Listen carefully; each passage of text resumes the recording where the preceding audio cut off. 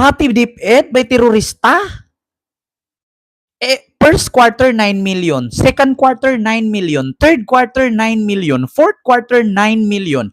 In total of 37.5 million. Para mawala ng terorista ang DepEd. Paano nangyari na may terorista ang DepEd? Ngayon ko lang nalaman na kailangan palang punduhan ang DepEd ng confidential fund na 37 million dahil may terorista. Ngayon, sabihin yung hindi budol si Sara. Talagang magagalit ka dito. Napakaraming bata, walang libro, walang lapis, walang ballpen, walang uniform, hindi makatawid dahil walang tulay, nagsusumiksik, sumakay ng balsa kasi walang hanging bridge. Tapos, may gastos ka, 37 million sa 4 na quarter dahil may terorista. Mas mahalaga ang pagpapawala ng terorista kaysa sa tulay, uniform, notebook, school supply. Mas mahalaga ba ang terorista na 37 million kaysa sa mga batang walang school supply? Ang tanong, nasaan yung terorista? Nasaan yung report na may terorista sa DepEd? Bakit umubos ng 37 million? Ngayon, tanungin ko kayo mga kababayan, ni minsan ba nabalitaan nyo na ang DepEd pinasok ng terorista? Anong terorista yun? Pinasok ng NPA? Pinasok ng mga yung sabi ni Robin na tawag doon, may tinanong si Robin doon eh. Yung grupo-grupo ba yun?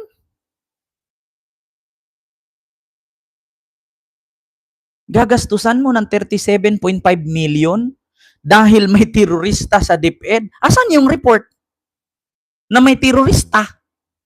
Asan yung resibo ng 37 million? Yan ang malaking tanong ngayon, mga kababayan. Grabe ka budol, no?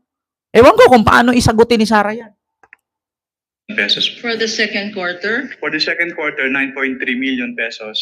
and for the third quarter. 9.2 million pesos po. Pag in-addition mo lahat, first quarter, second quarter, third quarter, at lahat ng activities na sinabi dito na wala naman dokumento, 37 million pumatak per quarter. You confirm that, Mr. Witness? Based on the document po, yung total po ay 37.5 million pesos A fixed amount. per quarter. A fixed amount for the first quarter, 37.5, Mr. Witness? Based on this document po, yes ma'am.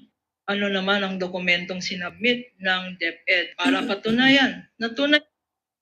Kita ninyo? Gumamit ka ng 37 million sa DepEd para sa terorista sa DepEd. Bakit wala kay Briones yan? Sino ba yung DepEd secretary na sundan ni Sara? Tanungin nga natin si Briones, meron ka din bang confidential fund sa terorista? Di ba si Briones yung nasundan ni Sara? Yung matanda?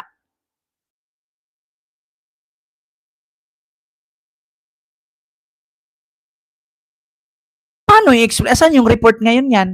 Sinong terorista ang nahuli nila? Sinong teroristang grupo ang nailagay nila?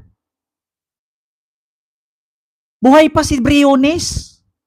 Yung matanda na pinalitan ni Sara, buhay pa, naka-wheelchair pa nga nung nakaraan, nakita kong balita. Bakit hindi natin tanungin si Briones, may terorista ba sa DepEd? At bakit gagastusan mo ng 37 million? Every quarter, 9 million plus. Yan ang katanungan, mga kababayan, na mahirap sagutin. Kasi kahit si Sara, hindi niya alam paano sagutin yan. Ang tanong, totoo ba talaga? Totoo ba talaga na ginamit sa terorista? O baka mapareho na naman yan? Baka mapareho na naman yan doon sa military. 15 million, tapos walang natanggap ang military. Ayan na naman tayo eh. Lukuhan na lang. Ano to? Ang apelyido ng Pilipino ngayon, kalimot. Kalimutan na lang natin to. Magpipikit-pikitan na lang tayo, ipalusot na lang natin sa kabilang tainga natin na wala tayong narinig. Ha? Ano, itulog na lang natin to pagkagising natin, wala na yung terorista.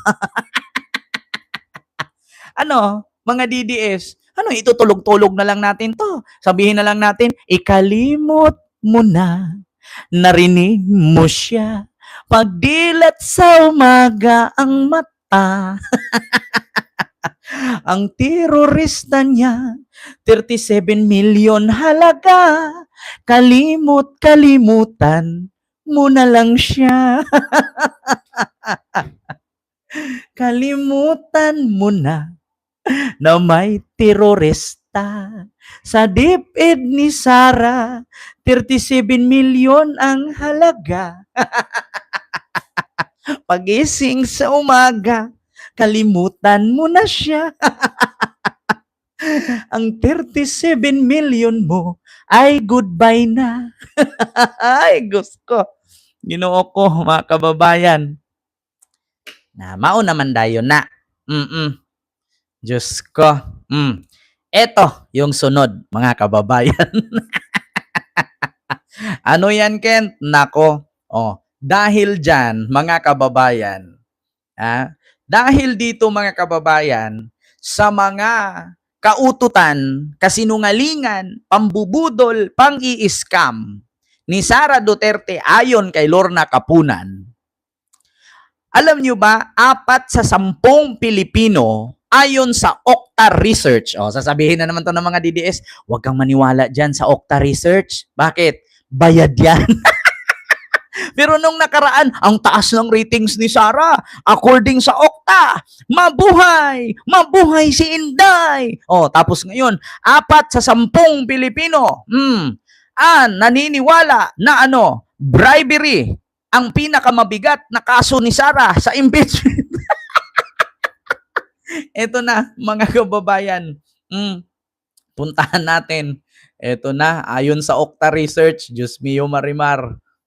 Mga kababayan, ito, basahin ko lang ha. Basahin natin, masasaktan naman mga DDS nito. Ito, mga kababayan. Okta Research. Bribery. So ito, mga kababayan. Basahin ko dito.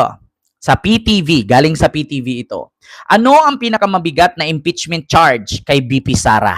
Sabi ng PTV. Ayan. ICYMI. Batay sa tugon ng masa or nationwide survey ng Okta Research, bribery ang nanguna sa listahan ng mga impeachment charge laban kay Vice President Sara Duterte na tingin ng mga Pilipino ay pinakaseryoso o dapat bigyang pansin. Nako, sa naturang pag-aaral na isinagawa nitong Hulyo 4 hanggang Hulyo 11, na itala sa 43% or 4 sa 10 Pilipino ang nagsabing bribery ang isa sa mga aligasyon kay Sara Duterte na dapat tutukan.